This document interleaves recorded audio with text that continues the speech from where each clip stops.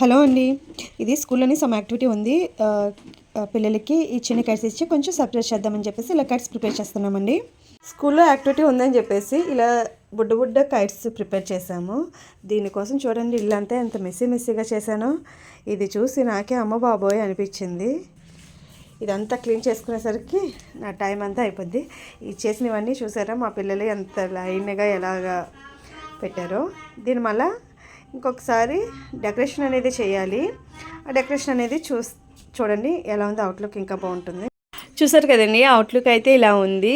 కైట్స్కి ఏమో చిన్న చిన్న కళ్ళు పెట్టి సంక్రాంతి శుభాకాంక్షలు అని చెప్పేసి రాశాను స్కెచ్తోని. ఇలా ఉంది.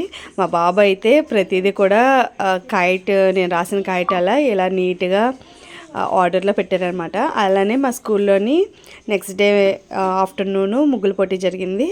ఇదైతే ఫస్ట్ ప్రైజ్ వచ్చింది. మీకు ఎలా ఉందో చెప్పండి.